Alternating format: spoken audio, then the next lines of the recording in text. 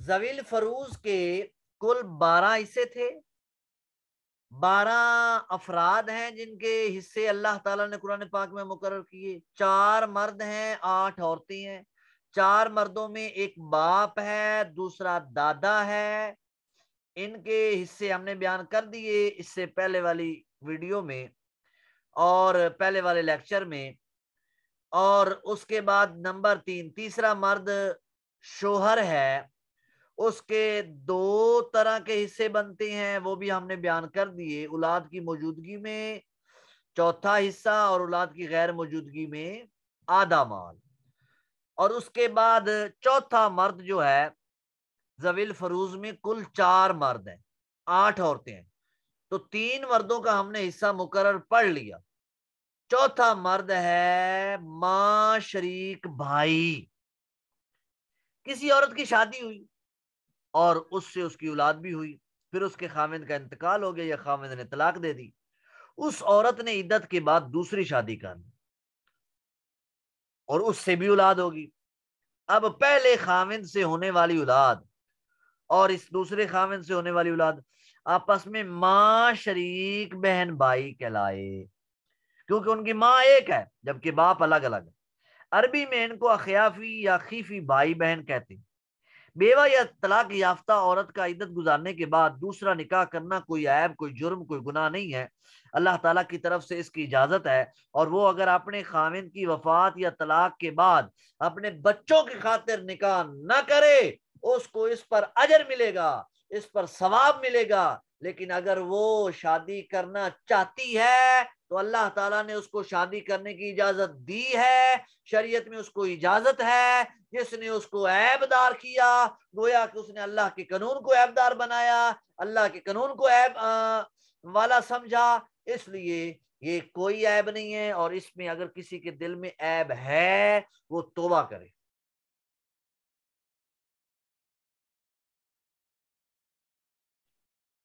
लिहाजा अगर किसी का इंतकाल हो जाए और उसके मां शरीक भाई बहन मौजूद है, मैयत के भाई बहन मां शरीक कोई भाई या बहन मौजूद है, तो उसको भी कभी हिस्सा मिलता है कभी नहीं मिलता। इसकी चंद सूरतें बनती। मसलन नंबर 1, अगर मैयत के बाप या दादा मौजूद है या मैयत की औलाद मौजूद है तो मां शरीक भाई मां शरीक बहन को विरासत में से कुछ नहीं मिलता। बाप, दादा या मैयत की औलाद अगर मौजूद है, बाप, दादा या मैयत की औलाद अगर मौजूद है तो मां शरीक भाई या बहन को कुछ नहीं मिलेगा।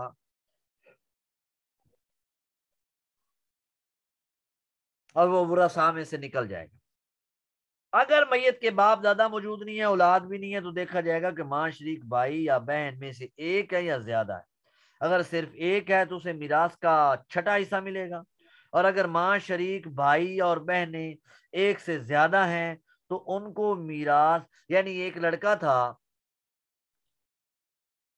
उसका बाप और था, माँ थी, और उसी माँ से पहले उसके 3-4 भाई बहन है या 2 भाई बहन है, यानी एक बहन है एक भाई है जो दूसरे बाप से, जो फौत हो गया या तलाक दिया है जिसने, और इसने शादी की एक और आदमी से और उससे एक बेटा पैदा हुआ, ये फौत हुआ। अब इसके मां शरीक एक भाई भी है एक बहन भी है।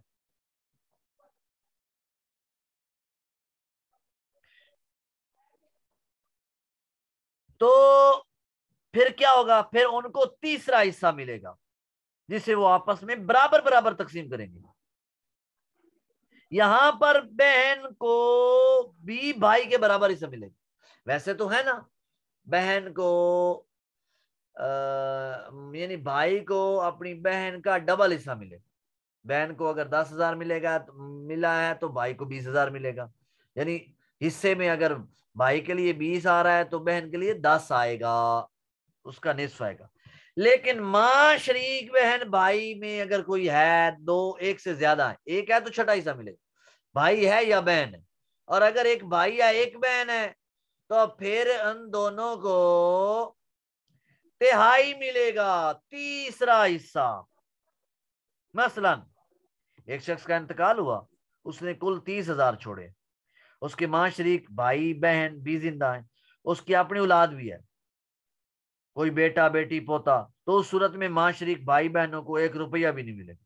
बेटा मौजूद है, औलाद मौजूद है। और अगर उसकी कोई औलाद नहीं है मगर वालिद या दादा मौजूद है, अब भी मां शरीक भाई बहन को कुछ नहीं मिलेगा।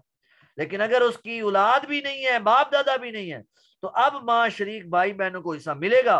वो इस तरह कि सिर्फ एक भाई या एक बहन है तो उसे छठा हिस्सा, यानी 30,000 में से 5,000 मिल जाएगा। और अगर एक से ज्यादा हो, दो हो, एक मां शरीक भाई एक मां शरीक बहन, तो इन दोनों को मुश्तरका तौर पर मिरास का 1/3 यानी तीसरा हिस्सा मिलेगा। 30,000 में से 10,000, फिर वो 10,000 इन दोनों में बराबर बराबर तकसीम होगा। 10,000 भाई को, मां शरीक भाई को, 10,000 मां शरीक बहन को।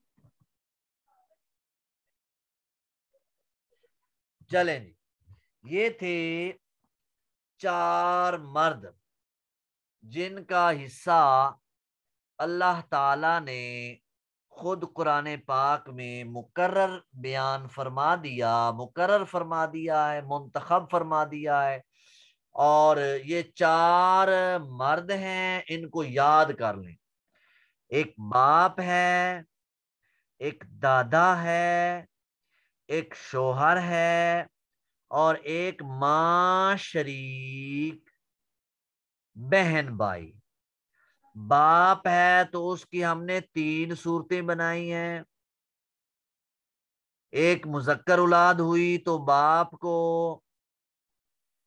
कितना हिस्सा मिलेगा? छठा। मुअन्नस औलाद हुई तो बाप को छठा हिस्सा भी मिलेगा। और फिर बाकी विरासा में तकसीम होने के बाद बचा कुचा भी मिलेगा।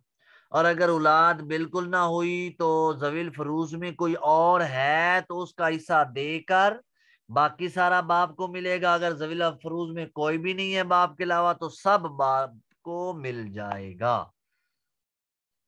दादा की तकसीम कर लें, यानी बाप फौत हो चुका है, दादा है तो दादा की भी बिल्कुल इसी तरह के हिस्से बने। शोहर है तो 2 सूरतें हैं, औलाद है या नहीं है।